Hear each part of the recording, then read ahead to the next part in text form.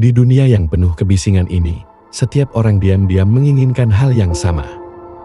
Kehidupan yang lebih baik, lebih bahagia, dan lebih sukses. Tetapi tidak semua orang mendapatkannya. Sebagian orang seolah ditarik menuju keberuntungan. Sementara yang lain terus terjebak dalam kegagalan yang sama. Pertanyaannya adalah, apakah ini hanya kebetulan atau ada kekuatan tak terlihat yang sedang bekerja? Ada sebuah ide yang telah dipercaya selama ratusan tahun, bahwa pikiran kita bukan hanya sekadar pikiran, tapi magnet yang menarik realitas. Inilah Law of Attraction.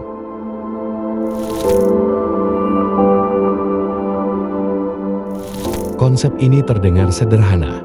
Apa yang kamu pikirkan akan menjadi kenyataanmu.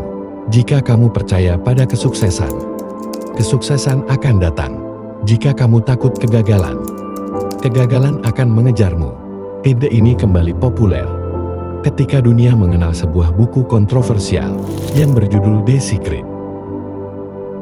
Buku ini menjanjikan sesuatu yang luar biasa, bahwa siapapun bisa mengubah hidupnya hanya dengan mengubah pikirannya, dan jutaan orang percaya.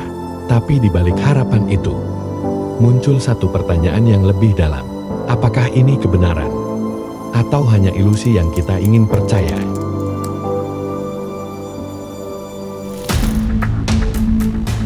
Bayangkan seseorang yang selalu berkata pada dirinya sendiri, "Aku tidak akan pernah berhasil." Hari demi hari, dia mulai ragu. Dia berhenti mencoba. Dia menghindari peluang. Dia menyerah, bahkan sebelum memulai. Dan akhirnya, dia gagal. Bukan karena takdir, tapi karena keyakinannya sendiri. Fenomena ini bukan mistis. Ini dikenal dalam psikologi sebagai self-fulfilling prophecy, sebuah ramalan yang menjadi nyata karena kita membuatnya nyata.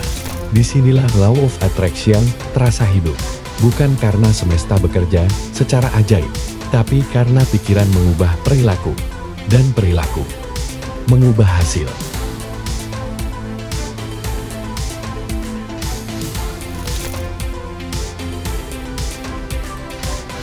Ada sesuatu di dalam otak kita, sesuatu yang diam-diam menentukan apa yang kita lihat dan apa yang kita abaikan. Namanya adalah Reticular Activating System. Ia bekerja seperti filter. Jika kamu fokus pada peluang, kamu akan melihat peluang di mana-mana.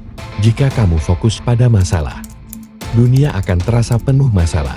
Tiba-tiba, hidup terasa berubah. Padahal dunia tidak berubah. Kamu yang berubah.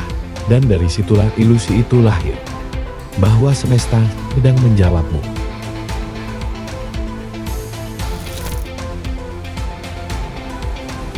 Tapi tidak semua tentang Law of Attraction itu indah. Ada sisi lain yang lebih gelap. Ketika seseorang gagal, mereka mulai menyalahkan dirinya sendiri. Aku kurang positif. Aku salah berpikir. Aku pantas mengalami ini.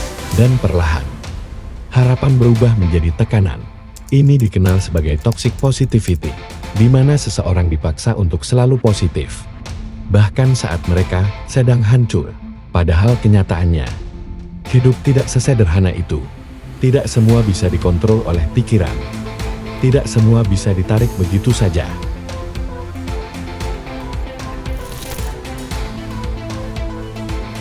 Jadi, apa sebenarnya kebenaran di balik semua ini? Law of Attraction bukanlah sihir, tapi juga bukan sepenuhnya salah. Ia adalah potongan kecil dari sesuatu yang lebih besar, bahwa pikiran membentuk cara kita melihat dunia. Cara kita melihat dunia membentuk tindakan kita, dan tindakan kita membentuk hidup kita. Bukan semesta yang mengabulkan keinginanmu, tapi kamu yang secara perlahan menciptakan realitasmu sendiri.